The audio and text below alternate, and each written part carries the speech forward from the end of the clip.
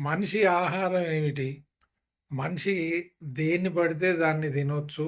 దేన్ని పడితే దాన్ని చంపొచ్చా?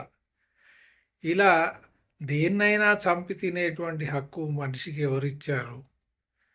పీతల్ని తింటాడు, రొయ్యల్ని తింటాడు, గొడ్లను తింటాడు, ఎడ్లను తింటాడు, మొసల్ని తింటాడు, పీతల్ని తింటాడు, నత్తల్ని తింటాడు.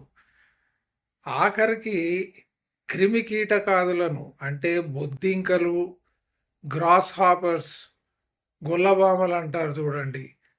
ఇవి ఇవి అవి అని కావు. తాబేళ్ళు, నక్కలు, కుక్కలు, పిల్లుల్ని తినేటువంటి వాళ్ళు కూడా ఉన్నారు. ప్రపంచంలో మనిషి తిననటువంటి వస్తువు ఏదీ లేదని చెప్పొచ్చు.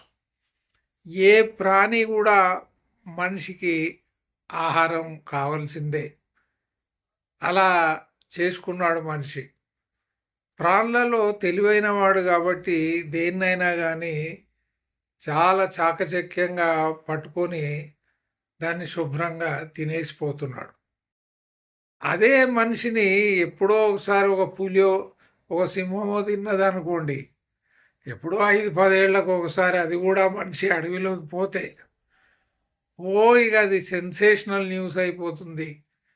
కొన్ని వారాల పాటు దాని మీద చర్చిస్తారు. ఆఖరికి దాన్ని పట్టుకొని బంధించడమో చంపేయడమో ఏదో ఒకటి చేస్తారు. ఇప్పటికైనా మనిషి ఈ ప్రకృతిలో ఉండేటువంటి ప్రాణులను రక్షిస్తూ, ఎందుకంటే ఈయనకి ఆల్టర్నేట్గా ప్రత్యామ్నాయంగా వేరే ఆహారాన్ని పొందేటువంటి తెలివితేటలు మనిషికి ఉన్నాయి.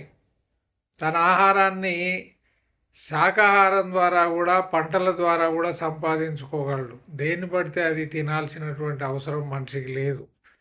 మనిషి రక్షకుడు కావాలి కానీ భక్షకుడు కాకూడదు.